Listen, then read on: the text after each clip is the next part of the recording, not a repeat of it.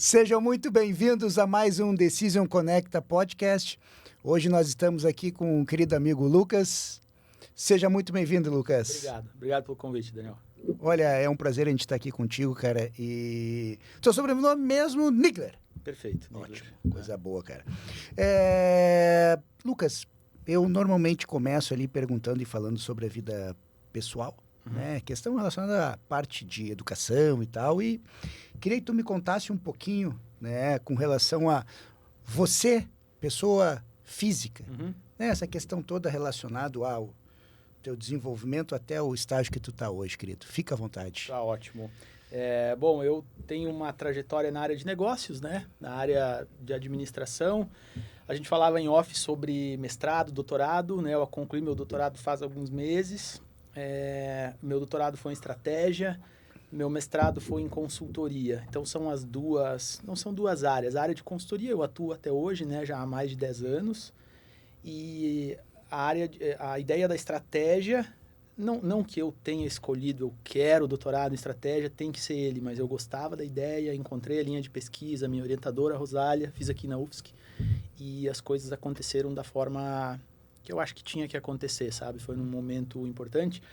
Para ter uma ideia, o primeiro dia de aula foi no dia do meu aniversário, 2 de março de 2020. Caramba. E vocês lembram o que aconteceu logo depois, Com né? certeza, claro. Então, eu tive 4 aulas presenciais e fui para o online, né? Naquela incerteza que a gente estava. E como ter uma estratégia nesse momento, né? Isso influenciou muito o meu trabalho, coisas que estão acontecendo agora vêm desse período, sabe? Então, estudando muito estratégia, né, no doutorado, naquele momento de incerteza, como vai ser. Então, acho que as coisas aconteceram de forma que o tema estratégia acabou se tornando bastante presente, eu diria, né? Acho que até o doutorado foi uma jornada mais não tão árdua como a gente ouve relatos, por ele estar muito relacionado não só com o meu dia a dia na 8R, no LEAD, nos projetos, mas por estar muito relacionado com questões pessoais, né? Essa ideia de estratégia pessoal que eu vim desenvolvendo. Explica um pouquinho, cara. Estratégia pessoal é um termo que eu encontrei e que, inclusive, eu fiz uma série de textos na NSC, na Globo Santa Catarina. Foram 40 textos relacionados com os meus 40 anos e 40 aprendizados, surgiu daí, né? Então, eu queria muito ter o que eu chamo de atualização do meu sistema operacional, né? 40 ideias ou 40 reflexões que me moldaram recentemente, na época. Isso foi 22, 23. Mas eu vi que isso era algo maior. Eu vi que isso era meio que a minha heurística, sabe? Eram ideias que eu usava para viver, para tomar decisões, para o meu dia a dia, algumas relacionadas com os meus valores. E toda semana, mais ou menos, um texto novo. Cada 10 dias, né? Numa frequência. E quando eu concluí esses 40 textos, eu vi que eu tinha algo maior. Então, eu tinha o que eu considero, já entrando no que eu chamo de estratégia pessoal, a atualização do meu sistema operacional, que é o quê? Aprendizado. Só que é um aprendizado aplicado. Imagina você ter um computador com 42 anos, certo? Mas ele vai tendo atualizações, assim como a gente atualiza o iPhone, atualiza, né? Me parece que como pessoas a gente esquece às vezes de fazer essa atualização. E a gente pode estar rodando um software antigo. Então eu gosto dessa analogia de hoje o aprendizado pode ser comparado com isso, né? Com uma atualização de sistema. Eu tenho aprendizados e eu atualizo o meu sistema, que são as minhas crenças, meus valores, meus princípios, minhas opiniões, às vezes, né? E isso é um elemento central da tua estratégia pessoal. Como que está rodando, o quão atualizado está o teu software, e veja que não tem um certo ou um errado aqui, tem um atualizado. Você está acompanhando não só o que está acontecendo em termos de ciência, pesquisa, mas especialmente com o teu amadurecimento, né? O que tu está aprendendo no dia a dia? Como que isso está retroalimentando o teu sistema operacional? Ou não? Você está vivendo dia após outro e vivendo com as mesmas regras que você tinha há 15 anos, 10 anos. Complicado, né? Não é um reboot, então? Não, eu acho que são atualizações. Pode ser, né? Eventualmente aconteça algo que você tenha realmente um movimento de disrupção na tua forma de ver o mundo, pode ser. Mas em geral não, em geral são pequenas atualizações constantes, que é importante, né? Que vão mudando a tua forma de ver o mundo. E aí olha que interessante, Daniel. isso é tão importante para a tua estratégia pessoal e para empresarial também, né? Sim. Porque assim, a estratégia empresarial, ela já foi algo mais perene. A gente construiu uma estratégia para 5, 10 anos, né? Um planejamento estratégico de longo prazo. Não é que a gente não faz mais isso, mas a gente precisa ter vários momentos de atualização, porque da vela, né? as coisas mudam muito mais rápido que muito mais antigamente, rápido, né? né? O mercado é mais dinâmico, inovação, tecnologia, concorrência. Então, a gente precisa atualizar com mais rapidez nas empresas. E por que não como pessoa física? Será que a pessoa física pode continuar tendo um sonho que eu tenho há 10 anos e está lá, intocado? Será que eu não teria que rever ele? Será que eu não teria que validar algumas coisas para ver se esse sonho continua fazendo sentido? Então, aonde que eu chego com a atualização do software na tua estratégia pessoal? Conforme o teu software atualiza as tuas crenças, as tuas ideias, valores, ele vai mudando a tua estratégia. Eram objetivos que você tinha, que com a tua atualização você olha... Não quero mais, não não nem vale sentido, a pena. Ou será? faz mais sentido. Ou faz, então é isso, né? Então, E- a ideia da estratégia pessoal é essa, é você ter essa atualização para você poder analisar, e aí sim o método, né? O que eu sugiro como um framework para olhar para a minha estratégia pessoal, que é entender o meu norte, é entender quais desafios eu quero, quais eu não quero, quais são as restrições que estão envolvendo essa estratégia pessoal, com essa camada de aprendizado constante que eu chamo de atualização do teu sistema operacional. Então, eu vejo a estratégia pessoal nessa linha, sabe? Um aprendizado que vai retroalimentando e para orientar, eu diria, as pessoas, mas na verdade é para mim, né? Esse raciocínio eu tenho feito para eu ter a minha própria estratégia. Eu trago conceitos da estratégia empresarial adaptadas para o indivíduo, né? Então, eu fui pescando várias coisas, testando em projetos com pessoas e entendendo o que funcionaria para uma pessoa pensar na sua estratégia, né? Tu acha que, falando sobre estratégia pessoa física, digamos assim, antes existia uma quase separação de pessoa jurídica e pessoa física. Nós, como empresários, empreendedores, consultores, mas acredito que hoje esteja muito mais conectado do que era antigamente.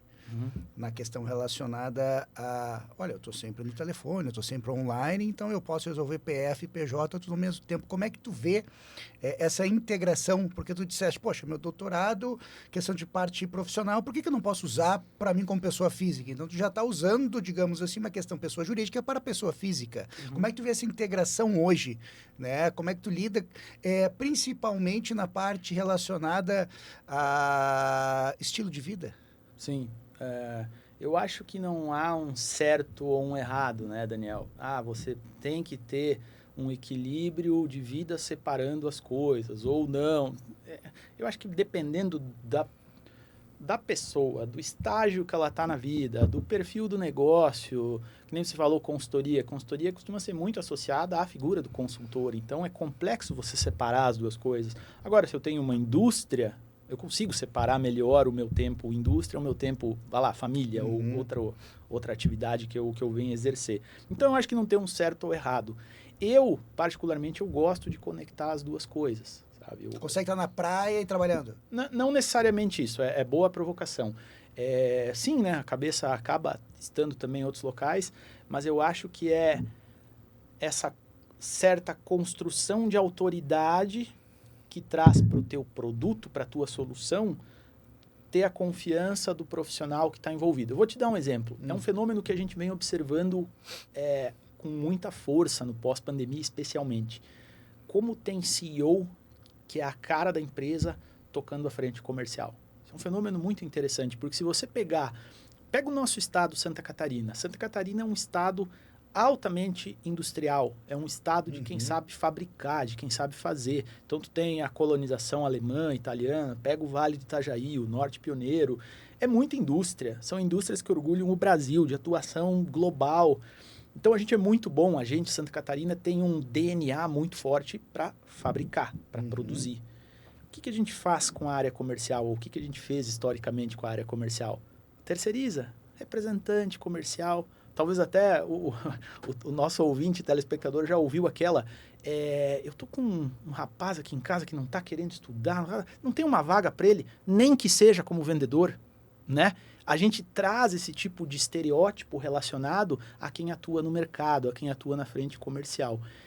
O que eu estou vendo recentemente, nós estamos vendo, é uma mudança bastante grande. Você vê muito CEO, muito dono botando a cara no digital, né? Aparecendo muito em entrevistas como essa, em palestra, em movimentos associativistas. Pega o Lead Santa Catarina como exemplo, né? A quantidade de líderes, CEOs, presidentes que estão lá falando em nome da empresa, pessoalizando muito mais a empresa, né?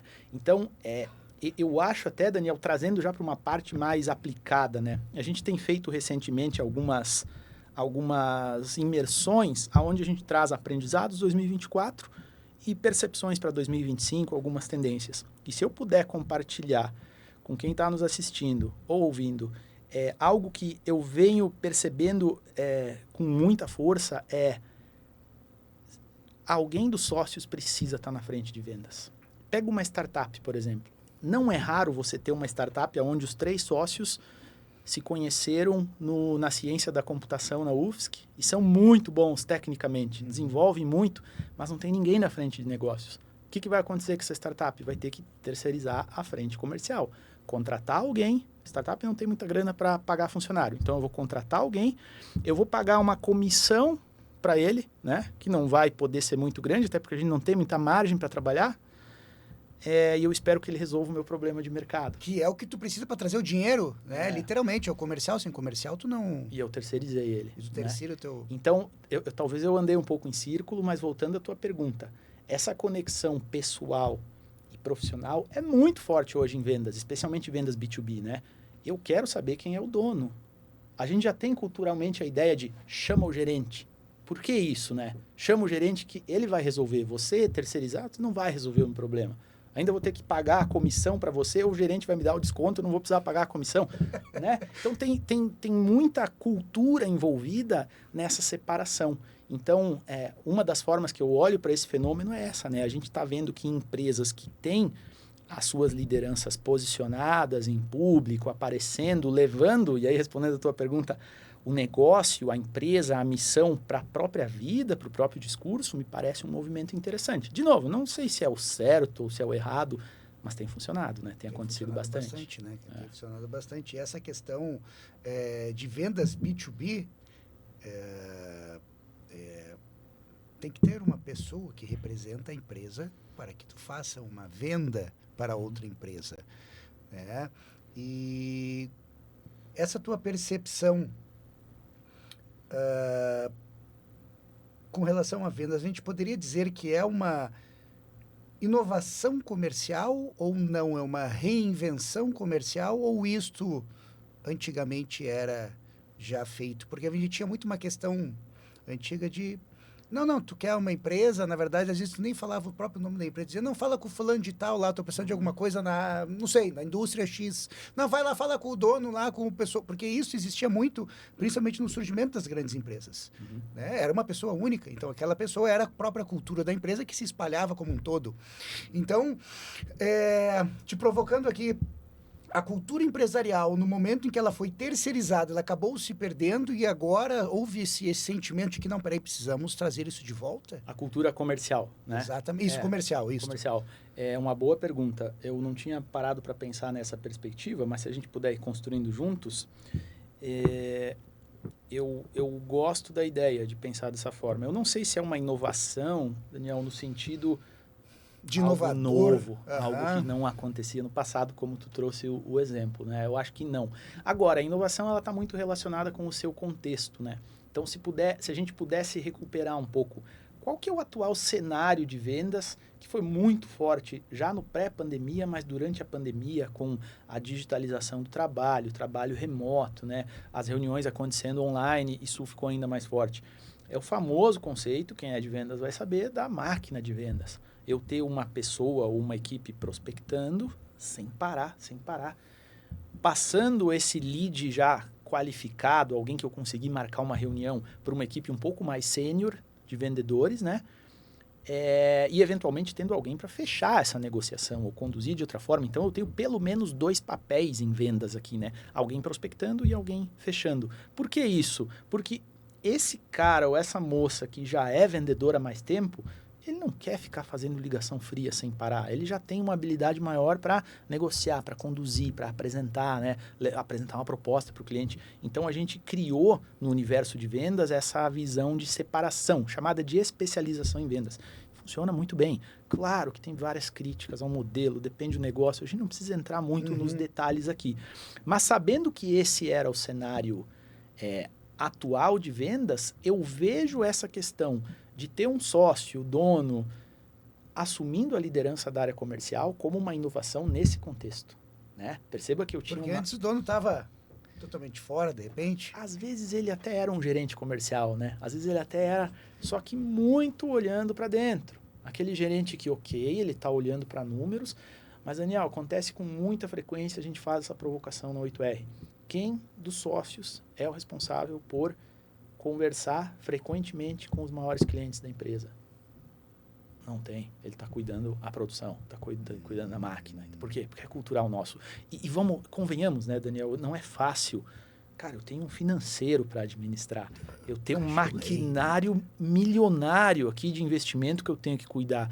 É absolutamente compreensível. Mas isso pode acabar se tornando uma miopia de que... Pô, imagina se eu estou negociando algo com a Decision. Vou fazer um MBA na FGV. Cara, eu falar com o Daniel é uma coisa. O Daniel tem o brilho do olho nesse negócio. O teu pai criou esse negócio. A família é muito forte. A marca conhecida. Tu não vai, dificilmente tu vai perder essa venda no sentido de... Tu vai me trazer muitos argumentos, tu vai trazer exemplos, situações, porque tu é o dono. Porque tu tem uma relação muito forte com o negócio que é teu. Agora, tu contratou uma pessoa para fazer isso. De uma forma hipotética, sim, claro, né? Tu contratou alguém, um time para fazer isso e está tudo certo. O problema é que se só, entre aspas, esse time estiver na frente comercial, talvez eles não vão ter essa... Tu entende onde eu quero chegar, né? Então, assim, por que os sócios não estão mais lá na ponta? Encantando, convencendo, contando a história, se colocando no lugar. Cara, eu sei como é. Vamos chegar junto. O vendedor muitas vezes nem tem a alçada, que a gente chama, né? Para negociar, para entender, para conectar. Não é culpa dele. Às vezes é uma culpa até da empresa. Sim, da cultura, como a gente comentou, culpa, será? Não é culpa, né? Não pode dizer. É uma restrição que se colocou. Cara, você vai jogar dentro dessas linhas, né? E aí ele tem que pedir autorização para uma negociação. Curiosamente também, é nesse ambiente um pouco mais fechado da área comercial que algumas pessoas se destacam. Porque quando o gestor menos espera, alguém chega com uma ideia. Essa empresa não vai fechar dessa forma tradicional, mas eu estava observando, eles têm um produto que é parecido com o nosso. Se a gente colocasse junto na gôndola, e quem sabe alguém percebeu isso lá na área comercial, mesmo não ganhando muito como salário, mesmo tendo uma comissão pequena, mesmo não sendo um sócio, né? Então, tu imagina como isso aqui pode ser fortalecido, e aí vem o que a gente chama de inovação comercial, quando eu tenho lideranças na frente comercial e que estão olhando para o mercado com outros olhos. Não é mais só os olhos do preço de venda, da negociação e fechar um pedido. Isso é o nosso dia a dia, ok, mas é alguém com uma abertura maior para identificar numa conversa, cara, eu acho que isso aqui não é cliente, isso aqui é parceiro. Eu acho que isso aqui dá para a gente trazer junto. Ou seja, essas infinidades de coisas que acontecem quando a gente está interagindo, né? Isso existe muito no meio da área do direito, né? Tu chama muitos advogados para virarem sócios. Virar sócio e eu acredito até pegar uma causa mais complexa, né? Especialidades distintas, né? Poder somar. Acho que é um movimento interessante. Interessante. É uma forma interessante de enxergar, né? Acho que a advocacia talvez nos ensina isso ou nos dá essa ideia de para onde nós podemos ir como um escritório comercial. Acho que é uma boa ideia. Boa ideia, né? E me explica um pouquinho, a gente falou aqui de lead, 8R, me dá um overview aí pro pessoal entender a Decision, o pessoal conhece. Sim. Explica um pouquinho do lead da 8R. Boa. Bom, o lead é o grupo de líderes, nós temos a gestão da operação Santa Catarina e Rio Grande do Sul, então a gente chama de Sistema Lead Santa Catarina e Rio Grande do Sul. Basicamente é um grupo formado pelas maiores empresas de Santa Catarina, várias modalidades, várias formas de participar. A gente faz praticamente um evento por semana ao longo do ano, né? Ano que vem a gente tem mais de 50 eventos previstos. Então, nesses eventos tem muito conteúdo bom, tem muita interação, saem negócios. Networking mas um networking que a gente tenta unir semelhantes. Então, vou te dar um exemplo. Né? Isso é uma das minhas atualizações do sistema operacional. Eu cresci com a ideia de que os opostos se atraem. Uhum. E hoje eu acredito que são semelhantes que se atraem, né? Não semelhantes Entendido. Né? Somos, Sim. Sei lá, somos os dois alemães, italianos. Uhum. Não digo essa semelhança, uma semelhança de ideias, princípios, né? Eu acho que essa semelhança é muito legal quando tu encontra alguém que gosta do que você gosta, que pensa parecido como você pensa, né? A gente discorda num monte de coisa, mas tem um traço que nos une. Eu acho que essa questão de procurar os semelhantes... para frente junto, digamos assim, né? Eu acho que sim. Dentro do LEAD, a gente tem verticais. E uma dessas verticais eu coordeno, que se chama Comitê de Inovação Comercial. Uhum. O que é esse comitê? Basicamente, lideranças comerciais catarinenses. Só o fato de eu ter um grupo no WhatsApp e a gente se encontrar uma vez por mês e trocar experiência já gera muito valor para todo mundo. Concorda? São semelhantes. Com certeza. São as pessoas, homens, mulheres, idades mais distintas dos negócios mais distintos, mas eles têm algo em comum, que é o desafio de tocar uma frente comercial. Então, a gente tem um grupo com essas pessoas, com esses profissionais. A gente faz encontros frequentes onde, por exemplo, se apresenta um case de alguém do grupo ou de fora e a gente debate e comenta sobre aquilo. O que eu mais gosto desse comitê, a gente faz benchmarking, ou seja, alguém me chama, e é muito legal que eu faça essa articulação. Lucas, estou com um desafio aqui, esses dias foi o seguinte, estou com um desafio de melhorar minha rede de parceiros e indicadores de negócio. Parceiros indicadores de negócio. É quase um finder, alguém que está no mercado, que tem uma rede de relacionamentos já e ele vai indicar o meu negócio para outra empresa e vai receber uma comissão por isso, por exemplo. Né? É um canal de vendas, a gente trabalha vários dos nossos projetos 8R nessa frente. Né? Tendo empresas, empresas que têm, por exemplo, uma frente de venda direta, um time de vendedores contratados, tem um time de televendas, alguém que está fazendo a venda, mas, peraí, poderia ter um time aqui de parceiros, de indicadores, de pessoas que estão no mercado. Então, hoje é algo relativamente comum uma empresa olhar para esse novo canal, para algumas não é nem tão novo, né? Sim. Se você pegar a indústria, é parecido com o papel do representante comercial. Ele não recebe um salário, ele não tem uma meta que ele precisa cumprir, mas ele ganha conforme ele vende, indica, ele ganha uma porcentagem. É uma dinâmica semelhante para outros negócios, né? Então, um integrante do comitê falou, Lucas, eu precisava conversar com alguma empresa que tem essa área bem desenvolvida. Eu sei quem, eu falei, e conectei os dois. E eles conversam. Cara, a riqueza disso, né, Daniel? A riqueza desse movimento. Então, é isso que a gente faz com as empresas que estão no LEAD, né? A gente cria verticais, faz eventos, gera exposição, conteúdo em mídia, constrói autoridade, conexões para novos negócios. Enfim, é um grande laboratório, né? Seria como se fosse que nem a gente conversou anteriormente, tipo uma educação executiva entre executivos. No comitê é uma boa forma de categorizar. Claro que não tem aquele rigor da Sim, classe, okay, né? Claro. Não é formal, digamos assim. Não é formal. Mas acho que dá para considerar como um local onde sim existe bastante aprendizado, especialmente dessa forma comparativa, né? Então esse é o LEAD, essa é a nossa atuação associativista, né? Encontra muita gente boa, muita empresa legal, é um desenvolvimento pessoal muito grande também, até em termos de exposição, né? Você acaba se tornando conhecido, referência em algumas coisas porque você está andando com os grandes, está andando com muita gente boa, então tem sido muito gratificante, né? Tá atuando na liderança de algumas frentes do LEAD. E aí nós temos a 8R, que é a consultoria na falta de termo melhor, mas nós somos um escritório de projetos que atua em áreas comerciais de empresas B2B. Então, lembrando a distinção clássica, né? A gente é especialista em áreas comerciais de empresas que vendem para outras empresas. É diferente da venda para o consumidor final. Essa ainda se usam muito as técnicas de vendas, o descontinho e tal. A venda B2B é extremamente complexa. Ela não envolve só a questão financeira, ela envolve construção de autoridade, ela envolve ser consultivo, ela envolve uma comparação diferente, a tomada de decisão. Hoje existe uma área acadêmica inteira entendendo a tomada de decisão B2B, que ela é complexa. Pense o seguinte, muitas vezes eu sou um executivo, eu preciso trazer uma solução para dentro da minha empresa, eu vou ser cobrado por trazer essa solução, só que não é meu dinheiro, é dinheiro dos sócios ou dos acionistas. Então, seria interessante que esse vendedor dessa solução entenda, tenha empatia e se coloque no lugar. Ele não está procurando... Imagina ele justificando para o conselho, eu contratei essa aqui porque era mais barata. Não faz sentido. Rolar, como né? assim é mais barata? Não. Por isso que tem toda essa construção de marca, toda essa questão que envolve uma venda complexa e entre empresas, né? Então, a 8R é esse escritório especializado, né, nessas áreas comerciais. E aí a gente desenvolve vários projetos que a gente chama de consultoria, porque tem uma atuação consultiva bastante grande, mas são projetos que variam entre si, né?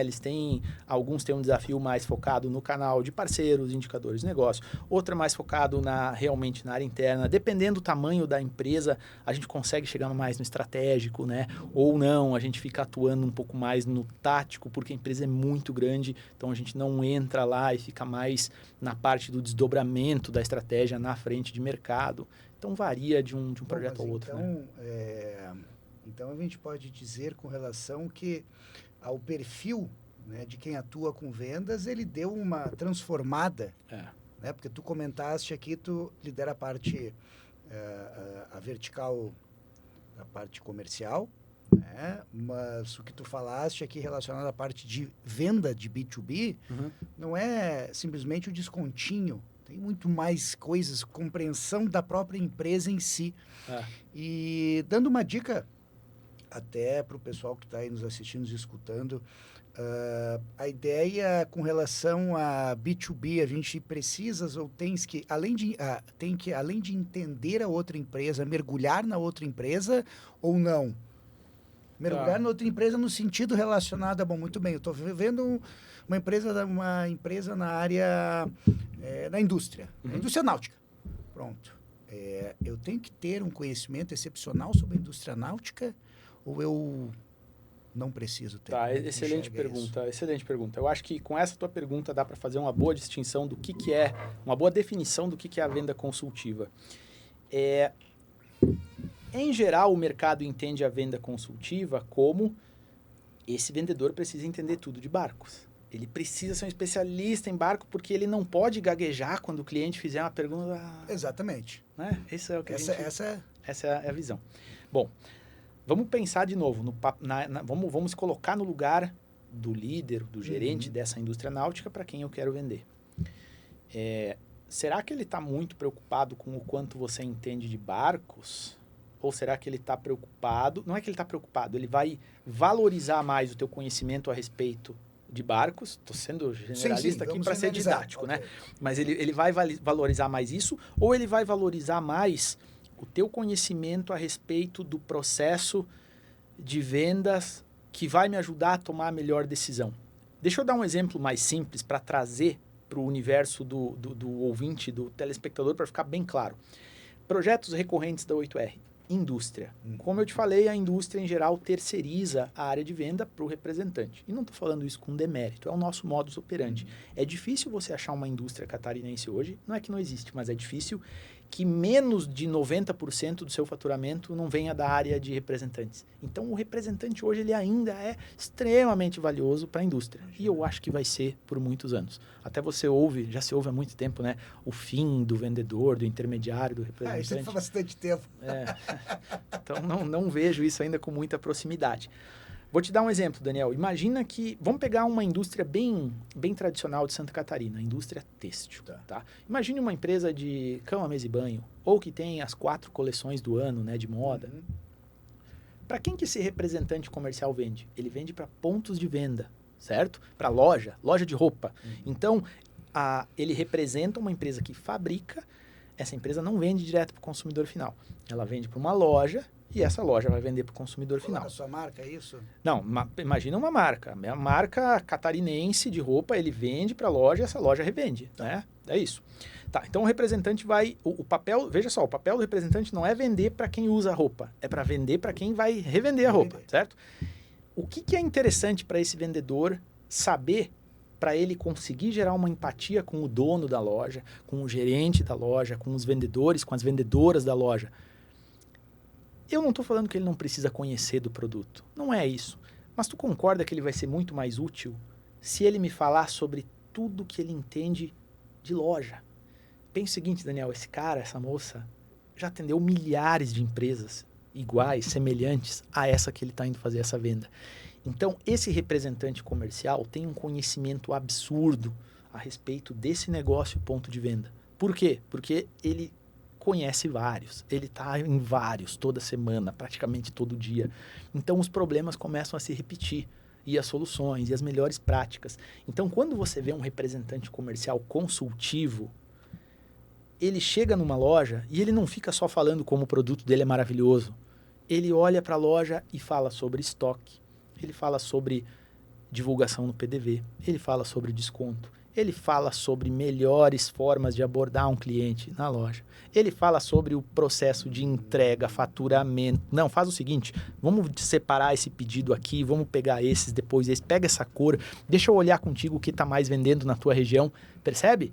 Consultivo. Isso é ser um vendedor consultivo. Eu não estou falando que ele não vai falar sobre os produtos que ele vende. Claro, só que isso virou básico. Você conhecer o que você vende é básico. Agora, quando você conhece do negócio do cliente, você pode ajudar esse cliente, você se torna um consultor. Concorda? Com certeza, com certeza. Com conhecimento empírico absurdo, né? Eu já conheci representantes que tinham 20, 30, 40 anos de estrada, como eles falam, né? Cara, é um conhecimento absurdo a respeito do negócio. E muitas vezes ele não usa esse conhecimento para vender. Um dia até me falou, Lucas, eu achava que eu não devia me intrometer na empresa do cliente. Olha que curioso. Eu vi as questões... Intrometer. Eu vi as questões, mas eu pensava, acho que não é meu papel querer palpitar, querer dar... Cara, se você conseguir, na tua atuação, óbvio que isso tem que ser feito com tato, com jeito. E na 8R a gente passa por esse processo muitas vezes de apoiar essas equipes a chegar nesse ponto. Mas se você consegue fazer isso da forma certa, sem apontar o dedo e dizer que está errado, mas trazendo exemplos, trazendo situações, promovendo benchmarking, aproximações. A subliminar está escrito... Eu acredito muito nisso, sabe, Daniel? E eu vejo na prática esses caras ganhando muito dinheiro com vendas. Por quê? Porque ele vira um parceiro confiável do cliente dele. Imagina, você não vai querer ter junto ao teu negócio alguém que conhece centenas de negócios semelhantes aos meus, né? E que pode me conectar com outros e que vai trazer soluções que outros estão fazendo. Então, para mim, respondendo já uma pergunta um tema que a gente levantou antes, esse é o papel do novo vendedor. E não importa o que ele vende, desde uma solução super simples até uma solução complexa. Eu costumo falar nos projetos que a caixa de ferramentas do vendedor ficou maior.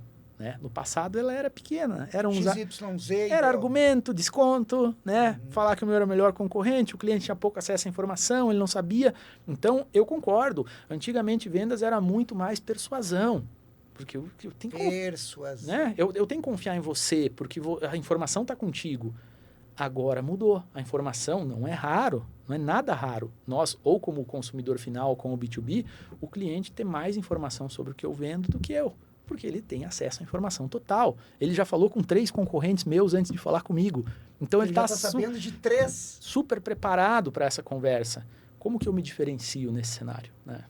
E como que entra a educação formal nessa parte? Como que ela consegue? Tu tem doutorado, mestrado, então vejo que tu tem aí uma vida acadêmica ativa, né? Como tu enxerga isso para o desenvolvimento deste representante, desse consultor, da empresa, da área comercial como um todo? Né? Como é que tu enxerga uma educação formal? Tu acredita que ela possa acabar sendo honesto, complicando mais, dando mais ferramentas ou não, organizando melhor a cabeça? Sim. Como é que tu vê isso? Eu acredito, mas aí com algumas ressalvas, né, Daniel? Eu acho que não é só o papel do vendedor que mudou a caixa de ferramenta dele tá maior. A nossa também, seja como consultores, professores, toda a profissão, vai lá, né? Mas toda a atuação profissional foi impactada, eu diria que é pela tecnologia, é pelo momento, cultura, mas para mim, especialmente, o grande divisor de águas é o momento em que o consumidor, o cliente, teve acesso à informação que o vendedor tinha. A partir desse momento, ou que o aluno teve acesso à informação que o professor tinha, né? Então, até eu fiquei surpreso há alguns dias, meu sobrinho tem 12 anos, Ele acordou cedo, fez um café e estava estudando para a prova. Eu acordei cedo também, era escuro ainda, eu vi ele lá estudando. Aí eu fui elogiar, aí eu olhei o caderno dele. Cara, era o meu caderno dos anos 90. Igual, copiado do quadro, tinha folha colada. Tá tudo certo, eu não tô criticando. Não, mas sim, tu sim, entende que ele legal. tava estudando da forma que eu tava, decorando coisas para cair numa prova. E aí eu me pergunto, será que esse é o papel da escola hoje? Transmitir informação e obrigar que o aluno decore informações, acho que era uma prova de geografia, história, né? Então, eu acho que a gente precisa rever esse papel em todos os âmbitos profissionais. Um desafio nosso hoje na 8R, com a nossa parceira O4B, que é uma consultoria de São Paulo de estratégia mercado, a gente toca projetos juntos também, é entender esse novo papel do consultor, de quem intervém numa organização, do instrutor de treinamentos. Não é mais levar informação. Quer dizer, eu tenho informações que talvez seja difícil você encontrar nas redes, que é essa informação do qual que é o representante comercial que está ganhando dinheiro hoje? Qual é a área comercial que está acertando? Então, a gente tem, sim, boas informações, mas que são decorrentes da nossa prática, do nosso aprendizado, comparado com teorias. Eu vejo uma confusão hoje, Daniel, entre aprendizado e informação. Então, por exemplo, você vê um vídeo no Instagram com um coach, uma pessoa conhecida, uma celebridade de palco, que eu não estou desmerecendo, né? Mas assim, ver ele trazendo uma mensagem legal, eu não sei se isso é aprendizado. O aprendizado, ele tem, historicamente, um aspecto de incômodo envolvido nele, né? Você pensava de um jeito e você leva um susto, um choque, você fica confuso, né? A confusão é parte do processo de aprendizado. E a partir dali você começa a formar uma nova percepção. Eu não acredito que isso aconteça com um vídeo de 30 segundos, 1 minuto. Isso é endorfina, né, cara? Então há uma ilusão de que eu tô tendo aprendizado, assistindo um monte de coisa e sendo, né, impactado por frases de efeito. Mas o aprendizado, eu lamento informar, ele é mais... Ele é doloroso. Ele exige reflexão da ação. Toda a teoria do aprendizado, que é lá dos anos 50 e 60, ela é super atual ainda hoje, né? Reflexão da ação, né? É o feedback positivo ou negativo que vai influenciar a forma que você pensa. Então, eu acho que a tua pergunta sobre a educação formal, primeiro, a gente tem que entender o que a gente vai levar de conteúdo, não é transmitir informação. Eu acho que quem faz isso está fora do jogo, né? A informação está disponível. Hoje não tem mais isso. Mas eu acho que a gente ainda tem um papel super interessante de provocador desse aprendizado, de facilitador, de conector, né? Cara, deixa eu trazer uma empresa que estava com um desafio idêntico ao teu. Eu vou botar vocês para conversar, eu vou ficar olhando e vou ficar fazendo algumas provocações. Para mim, hoje é como eu mais agrego, é quando eu consigo fazer isso, sabe? Quando eu consigo conectar semelhantes com desafios semelhantes, gera-se no início, às vezes, até um atrito. Como assim? Diferentes. Né? Até se entender um período de confusão e, ao final, tu começa a perceber possibilidades, caminhos, insights. Eu acho que isso é algo que a gente pode, perigosamente, estar perdendo ao não ter mais tanto esse foco na educação formal e estar mais nessa educação mais superficial, com insights, truques, eu comentei, dicas. Liberação de dopamina, né? Porque hoje o cara fica viciado em ver uma mensagenzinha bonita, meu dia já vai ser maravilhoso, viu 2, viu 3, e o ensino em si, ele é doído. Ele não é fácil, tu aprender alguma coisa não é fácil. Eu acho, Daniel, nessa linha atual, que essa mensagem inicial, ela tem um papel importante de instigar. Só que ela não pode ser a educação como um fim, né? Ela é um início, ela é uma provocação. Motivador, de repente. A partir dela você vai... E eu não estou falando que a partir dela você vai ter que pegar um livro e não, mas você vai ter que refletir sobre aquilo. Vai ter que aplicar esse conceito que você ouviu, essa ideia, na tua prática. E realmente identificar se aquilo faz sentido, para você poder... Ou seja, dá trabalho, né? Dá trabalho, né? Isso é uma questão importante até que... nós estamos aí nos 90, né, nos 40, nós pegamos aí o meio entre a geração mais nova e a geração mais antiga, né? Então, acredito que a gente não é nem tão no facão, mas também nós não somos somente no drone, digamos assim. A gente altera e consegue trabalhar das duas maneiras, né? E com relação a esse aprendizado, né? Eu ia entrar agora na parte de tomada de decisão que tu tinhas comentado. O que, além da experiência, ela auxilia muito na parte da tomada de decisão. Por que eu estou te perguntando isso? Porque eu vejo, por exemplo, o professor hoje como um orquestrador. Eu vejo ele, o conhecimento está disponível. Então, o conhecimento que tu quer, a informação, não é nem o conhecimento, a informação, dado a informação está disponível. Agora, transformar ela em conhecimento para depois transformar em sabedoria, tu tem todo mundo pela frente. E na tomada de decisão, tu tens que, mentalmente, fazer todos esses passos para que tu tome determinada decisão. O que influencia essa tomada de decisão, além da experiência da pessoa, além da experiência do consultor, o que tu... Eu acho que essa, né, Daniel, é a revolução em andamento, que é a revolução dos dados, né? Que chegou muito forte nos negócios, e eu acho que na nossa vida ela ainda é pouco aproveitada, né? Quem sabe esse novo momento da inteligência artificial generativa possa nos ajudar um pouco, e a gente pode falar sobre isso. Isso eu queria chegar exatamente nesse ponto. Eu acho que nas empresas a gente vê um amadurecimento bem interessante e acelerado na questão dos dados, né? Os nossos projetos inserem isso também, você ter uma área de dados nossa, né? Que ajuda lá no cliente ou a formar essa área ou a criar lá dashboards orientados por Power BI que vão fazer alguns cruzamentos e entender métricas-chave, que não basta eu ter um monte de métrica, eu tenho que entender quais métricas realmente impactam o desempenho comercial, né? Só fazer um parênteses, me lembra de voltar, não fugir do tema, mas eu acho que isso é extremamente útil para quem tá assistindo. Todos os nossos projetos, eles têm uma filosofia. A gente vai olhar para aquilo que a área comercial controla e não para aquilo que ela não controla, que ela vai ficar na torcida. Por exemplo, se eu desenhar o teu funil de vendas de uma área comercial B2B, eu vou ver que eu tenho métricas-chave para prever um bom resultado financeiro. Qual que é uma métrica-chave na área B2B? Visitas, reuniões, agendas que eu fiz para conversar com um possível cliente. Então, eu vou medir quantas reuniões o meu time fez, individualmente, obviamente, cada semana no ciclo mensal. Bom, o que vem depois dessa reunião? Pode ser que venha o envio de uma proposta comercial. Então, eu vou medir quantas propostas nós enviamos, certo? O que mais eu vou medir? Vou medir contratos, eu vou medir que tipo de interação. Eu vou ter 3 ou 4 métricas que estão no controle ou mais próximas do controle do vendedor, que elas vão medir se o meu resultado financeiro vai acontecer. Por que eu estou falando isso? Primeiro, é assim que você orienta um processo comercial baseado em dados, porque eu vou medir aquilo que está no nosso controle. Eu vou olhar e historicamente, olha que interessante, historicamente a empresa já tem uma visão mais ou menos assim. Cara, se você fizer, vou chutar aqui número, se você fizer 50 reuniões no mês, imagina que nós temos 20 dias úteis, cara, dá 2 a 3 reuniões por dia. Dá para fazer, né? Dá para fazer. Então, olha só, 2 reuniões por dia. Historicamente, a cada 2 reuniões que a gente faz, a gente consegue enviar uma proposta. Então, se você fizer 50 reuniões, você vai mandar 25 propostas. 25. Um pouco mais, pouco menos, né?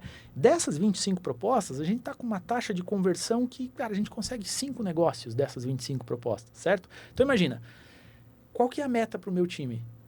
50 interações, 25 propostas e 5 envios de... 5 contratos, né?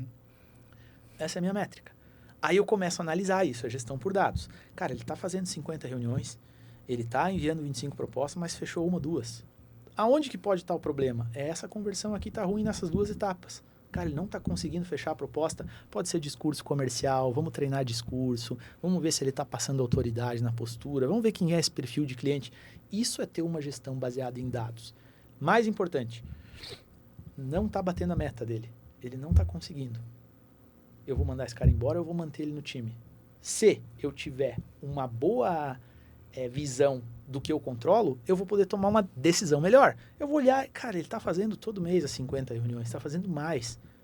Então, não sei se eu vou mandar esse cara embora. Ele está fazendo o trabalho, ele não está conseguindo converter. Talvez tenha até um probleminha de gestão aqui, né? Como é que a gente poderia resolver isso? Agora, se eu não estou medindo todo esse processo, vira feeling. Só feeling, né? Vou medir só o resultado financeiro e eu posso estar sendo injusto. Alguém pode ter tido sorte ou tem um grande cliente que está batendo a meta, mas você não está enxergando. Veja que eu estou trazendo coisas bem básicas de gestão comercial. Mas é incrível como esse básico pode ser mal feito pelo dia a dia, as urgências, o WhatsApp não para de chamar, a gente esquece de fazer esse básico, né? Então, eu já consigo meio que responder a tua pergunta, né, Daniel? A gestão de dados, tanto na empresa como na nossa vida, ela pode me ajudar a tomar muita decisão, né? E aí, claro, se a gente pegar os estudos de economia comportamental, o nosso feeling é super importante para tomada de decisão. A gente tem muita informação inconsciente que tomam decisões por nós, a gente nem sabe de onde elas vieram. A gente vem no Rápido Devagar, né? O livro do Daniel Kahneman, né? Tá valendo, né? E isso é importante a gente manter esse nosso fator humano. Agora, quando eu consigo juntar todo esse meu conhecimento comportamental com uma base de dados, aí eu tenho as melhores ferramentas para decidir, né? A gente já consegue transformar isso em conhecimento e sabedoria, né? Tomara. Um pouco da... A sabedoria veio com os tapas na cara, como a gente chama, né? Mas e, Lucas, com relação, então, isso que a gente está comentando, né? Como é que tu encaixa a parte de treinamento e desenvolvimento, capacitação? Como tu enxerga isso dentro da área comercial? Necessário, né? Urgente em alguns casos, mas até eu não concluí a ideia na questão, há 2 ou 3 questões atrás. Eu acho necessário, eu acho urgente, Daniel. No entanto, nós, educadores, temos que também ter essa reflexão desse momento atual. Então, as pessoas estão vendo vídeos ou áudios de curta duração, pouca gente com paciência para sentar e assistir uma aula tradicional. Então eu vou fazer do jeito que agrade a eles. Não, eu acho que tem um meio termo aqui, tá? Então eu acho que há essa reinvenção da sala de aula, do treinamento, da educação executiva, e tem gente fazendo isso muito bem, né? Eu acredito muito na imersão, Daniel. Eu acho que o momento imersivo, quando você tira um final de semana, tira um dia, 2, para realmente todo mundo estar em torno de um tema. Conectado. Mas aí eu não vou ter um professor lá na frente falando e a galera prestando atenção. Eu vou ter workshop, eu vou ter cocriação, eu vou ter, sabe? Movimentação dentro de uma sala de aula. Então, eu acho que tem tanta coisa para a gente fazer, é tão urgente ser feito, mas tá faltando talvez um pouquinho alinhar esses interesses, né? Entender talvez um bom diagnóstico de o que é, além de ser necessário, engaja também, né? Que sem engajamento eu não tenho aprendizado.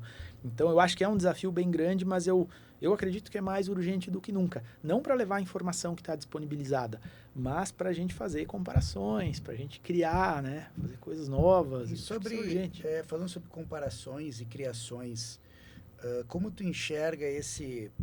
Não digo confronto entre gerações, mas essa mistura de gerações. Na nossa época, olha, tu faz assim e tu faz assim. Não, mas eu não acredito, não, mas então aqui é feito assim. Né? De outra maneira, olha, é muito difícil ser assim o funcionamento daqui. Como é que tu enxerga isso dentro das empresas mais modernas hoje? Acontece o tempo todo, né? Esse conflito, mas... aí que tá, né? Como a gente está em tantos projetos e falando com tanta gente boa, a gente acaba pegando melhores práticas ou ajudando a construir alguma coisa.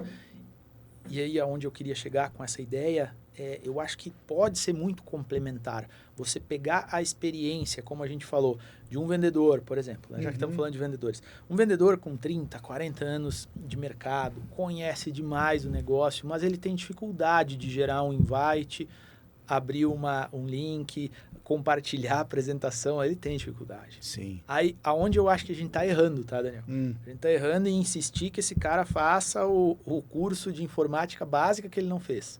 A gente quer que ele aprenda, ensina. Aqui é um erro, mas eu acho que tem formas mais inteligentes de fazer isso. Então, por exemplo, tem projetos em que você mantém esse vendedor fazendo o que ele sabe, o que ele gosta de fazer, quer visitar cliente, quer trocar ideia, quer realmente tirar pedido, e coloca alguém júnior, que entende tecnologia, brincando, para resolver as questões dele. Então, você consegue fazer um trabalho coletivo muitas vezes, sabe? E esse é um movimento bem legal que eu vejo na indústria. Você pega os teus representantes. Imagina que você tem 100 representantes comerciais. O Pareto clássico vai sempre se aplicar. Um pouco para mais, um pouco para menos. 20% desses representantes vão estar trazendo a maior parte do resultado. Bom, eu já tenho uma curva A. Então, esses caras eu vou ter que olhar de uma forma. Eu tenho uma curva B, e tem uma curva C. O que acostuma acontecer com a C? Substituir. Substituir, isso. Você ainda dá uma provocada. Pode ser que tem gente ali que tenha potencial ou queira, né? Mas talvez ele está adormecido por algum motivo. Talvez a gente falhou com essa curva C. Então você tenta reengajar de alguma forma. Mas em geral, aqui você vai ter que tomar uma decisão. Ou colocar venda direta, um vendedor meu naquela região, ou uma substituição. A curva C é uma questão à parte. A B é interessante. Você vai instigar a B a se tornar A. Quem da B quer crescer, né? Como que você faz isso? Não é dando conselho, é mostrando casos de sucesso. Cara, os nossos top 3 representantes, não conta o santo, mas conta o milagre, Sim. né? Essa é a média de faturamento mensal que eles tiveram em comissões. Dá uma olhada quantos clientes ele tem na carteira. Olha, ele tem 113 clientes, tu tem quantos? 17. Pois é difícil, né, com 17 você fazer o que ele fez. O que tu acha da gente fazer uma campanha no que vem para você triplicar esse número de clientes? Tu quer? Sabe? Isso é gestão comercial, Daniel. É quando você começa de forma comparativa. Isso é gestão, né? Olha quantas vezes apareceu essa palavra hoje, né? Quando Sim. a gente compara, quando a gente mostra, cara, é possível tu chegar lá. É possível. Mas você vai ter que seguir uma fórmula do sucesso aqui que não é tão simples. Você vai ter que ter cadência, dinâmica. Aí a gente volta para o funil. Volta para o funil. Quantas visitas tu consegue fazer por mês? A gente volta para dor, né? Não é assim, não é de uma semana para outra, né? Que tu vai conseguir ter 113 na tua carteira. Então é isso, sabe? Eu consigo ver nesse tipo de movimento, eu consigo ver uma segmentação melhor das ações, né? Quando eu olho, não é que eu estou discriminando ou desprezando, mas eu estou categorizando com base no momento atual. Pô, se é o cara... Outro erro, Daniel, que acontece bastante, botar todos esses vendedores na mesma sala de aula. Eu devolveria essa pergunta. Tu imagina o caos que é isso? Caos total. Iniciantes desengajados com a minha estrela, com o cara que está super bem. E aí o que eu vou ter que fazer? Eu vou ter que nivelar discurso. Sim. Aí eu vou ter que trazer o discurso para baixo. Acaba com... Eu perco esse, né? Então, Exatamente. Tu percebe como tem coisa para a gente fazer em educação executiva, em capacitação, mas que não é tão simples. Não é botar todo mundo num local e ter uma pessoa, alguém com as respostas. Não existem respostas prontas. No nosso ambiente complexo, se você tem a resposta, é grande a chance dessa resposta precisar de uma atualização, como a gente falou. Software. Né? Então, a resposta ela tem que ser coletiva, ela tem que vir de melhores práticas. Isso que tu comentaste, essa palavra coletividade. Né? A individualidade, ela ainda traz, obviamente, fenômenos, né? Mas é que nem aquela história do futebol brasileiro, né? Bota tudo que o Neymar resolve tudo, bota tudo que o Ronaldinho caiu no pé, tá resolvido o jogo. Não funciona mais assim o negócio. O negócio agora é coletividade. Então, quando tu comentaste, tu não tem que te sentir maior ou menor, digamos, inferior ou superior ao outro. Tu tem que entender o momento de cada um, compreender as suas vantagens, as suas desvantagens, e cabe isso bem ao gestor comercial, já que a gente está falando aqui, para que, muito bem, ele é uma pessoa boa, ele é uma pessoa que quer se desenvolver, ele é uma pessoa que tem vontade, ele é uma pessoa disciplinada e não só motivada. Então, a gente tem que usar essas partes boas, como, por exemplo, tu comentaste do jovem, que é bom na tecnologia, mas a gente pode unir junto com aquele que já tem 20, 30, 40 anos de experiência para que tu tenha uma coisa melhor, né? E não simplesmente competição. Nivelar, né? Exatamente. E... Pô, já estamos aqui há quase uma hora, velho. Não sei se tu percebeu, Passou quase uma hora. Mas olha só, tem mais uma questão que eu queria comentar contigo, que é sobre livro. Tu vai escrever mais um livro? Me explica um pouquinho, cara. Sim, eu tô quase acabando. Vai se chamar Estratégia Pessoal. Estratégia... Olha lá! Eu mantive a marca, digamos assim, né?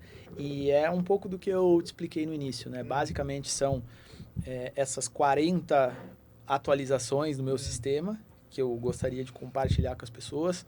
Essa é a parte central do livro. A primeira parte, essa está pronta, né? Ainda quero dar uma lapidada nela, mas ela está pronta, é a maior.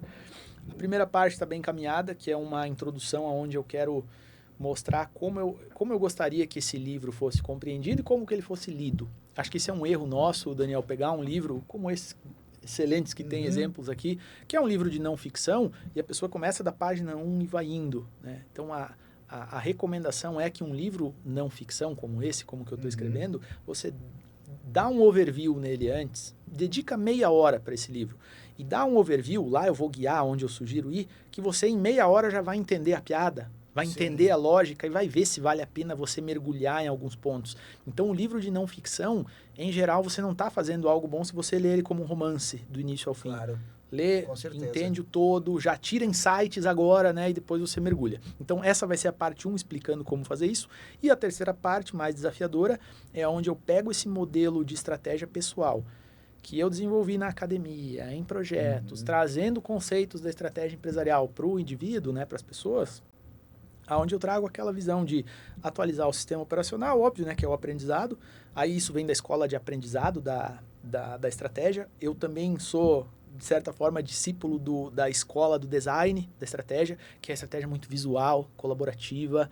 Eu vou validando a minha estratégia, vou mostrando o que eu estou fazendo. A minha linha de pesquisa no doutorado, inclusive... Eu ia te perguntar isso aí. Foi de abertura da estratégia. Porque se tu parar para pensar, a estratégia tradicional, ela vem do militar, né? Do exército. Exatamente. Estratégia, é o nosso filme clássico, né? Então, ela era muito fechada. Guerra, né? Fechada a generais, sei lá, decidindo e os soldados executando. Se parar para pensar, as empresas emularam isso, né? Sócios, diretores decidindo, os funcionários executando. Cara, com o nosso ambiente complexo, isso acabou. Não dá mais. Até nem vou ter engajamento. Ó, tá aqui a estratégia, execute. Então, eu preciso... E aí vem a prática acadêmica. Eu preciso entender momentos que eu abro, quem eu trago, como eu faço para eu ter uma estratégia robusta, sempre atualizada e que funcione. Basicamente, essa foi a minha linha de pesquisa. Então, eu trago isso também para a estratégia pessoal e crio ali uma metodologia bem simples, que eu vou guiando o leitor em alguns passos para ele montar a sua estratégia também. Eu acho que a estratégia entra, quando tu falou, eu fiquei pensando nisso, na questão da tomada de decisão. Todos nós, né, Daniel, já nos empolgamos com uma ação, vou fazer tal coisa. E aí você começa e ela perde força, e você abandona. Seja desde a academia, alimentação, até grandes projetos, né? Por que isso acontece? Em geral, porque você não tinha uma estratégia por trás daquilo. Então, a estratégia, na minha visão da estratégia pessoal, é quando eu tenho um norte. Veja, eu não tenho um GPS da minha vida. Eu não consigo dizer exatamente onde eu vou dobrar, em quanto tempo eu vou chegar. Mas eu consigo criar uma bússola. Eu consigo criar uma estratégia pessoal que aponte para um local que eu ainda não tenho certeza, não está bem claro. Eu gosto de um autor que fala o seguinte: imagina que você desenhe essa visão de futuro na parede. Ela não vai ficar perfeita. Mas quem olhar para essa visão, e aí vem a escola do design, quem olhar para essa visão, entendi para onde o Lucas está indo. Não está claro, mas mais ou menos eu estou indo para lá. Então, esse é o conceito central da estratégia pessoal. É eu ter um norte definido que vai me ajudar a tomar decisão. Aí eu vou tomar uma decisão, não, mas isso aqui está indo para o sul. Porque a estratégia é um conjunto de decisões para que tu chegue naquele objetivo final. Nesse caso, a estratégia é um conjunto de diretrizes ou de grandes ações que apontam para esse local. Eu estou posicionando a minha marca, eu vou criar, eu preciso tornar a marca Decision mais conhecida, ela é FGV, mas eu vou criar um podcast onde eu vou entrevistar pessoas, isso vai me ajudar nessa construção. Opa, percebe? Direcionado para o teu norte. E não, tive uma ideia, vou fazer tal coisa. Então, isso é a estratégia também a nível pessoal. A gente poder, mesmo que não saiba exatamente qual é esse norte, poder ter um direcionamento para alinhar as ações que eu vou ter no meu dia a dia, né? Basicamente essa é a ideia. Poxa, eu ia te perguntar agora no final para dar uma dica, mas não preciso mais perguntar para dar uma dica. Tu acabou de dar uma excelente dica com relação a como que a gente pode montar uma estratégia pessoal para o nosso desenvolvimento, né? Acredito que essa questão relacionada ao que tu comentaste da escola, no caso, utilizar a visão, né? O ser humano ele gosta muito, né? Tanto que documentários são extremamente muito visualizados porque tu tem a audição, tu tem a visão, né? Eu gosto muito de ler, então, pelo jeito também tem esse gosto, né? Tanto que a gente falou de alguns livros. E até pensei, parece os livros do Dale Carnegie, né? Que ele diz para tu ler, reler determinados momentos. Não é uma questão de uma leitura única do romance do início ao fim. Não. Acho que essa também é uma outra dica que a gente pode deixar para o pessoal, que assim, os livros, tirando os romances, obviamente, né? Aqueles livros que tratam sobre conhecimento, estratégias, business, eles não são feitos para serem lidos do início ao fim, e sim feitos para Consulta, né? Consulta. Entender, retomar. E aí eu iria além, tá, Daniel? Eu acho que o romance também, tá? Eu tenho uma frase que eu gosto muito do Nelson Rodrigues, nosso grande filósofo. Sim. A arte da leitura é a releitura.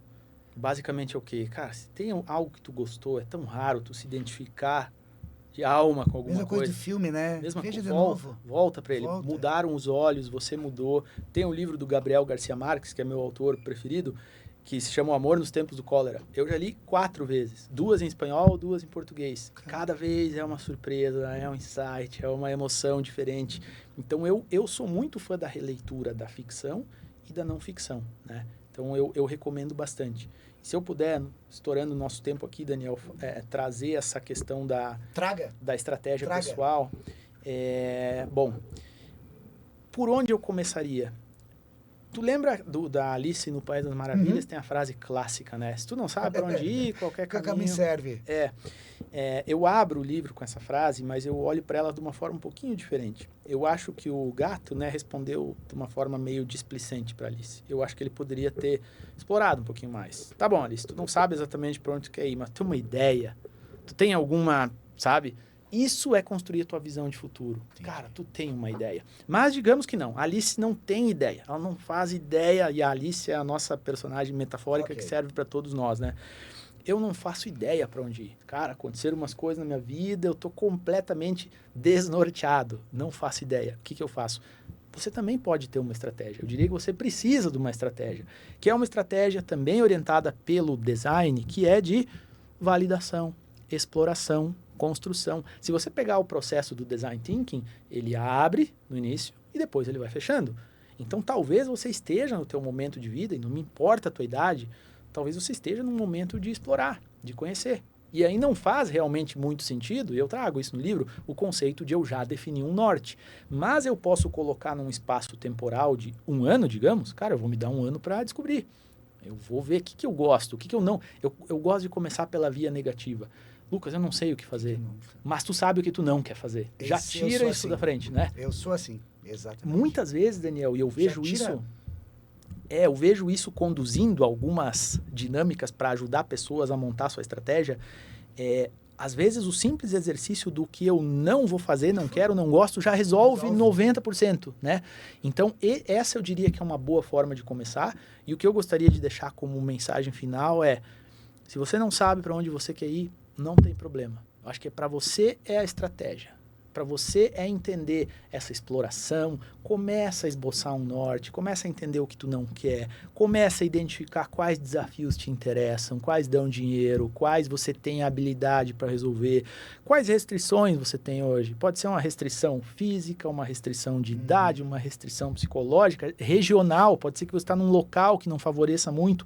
Você começa a identificar alguns pontos, a tua estratégia vai emergir dessas reflexões. Então, eu não vou trazer um passo a passo checklist para montar a estratégia, mas eu trago vários aspectos que eu tenho certeza que, se você refletir bem a respeito de 2 ou 3 deles, você começa a construir esse norte, começa a ter uma visão que vai te ajudar a alinhar ações, vai te ajudar a tomar decisões, né? Então, eu gosto muito da ideia, sabe, Daniel? Trazer esse conceito empresarial clássico que todo mundo... Até quando a gente fala da gente, né? Não, eu trabalho num nível mais estratégico, né? A gente já se coloca numa posição diferente.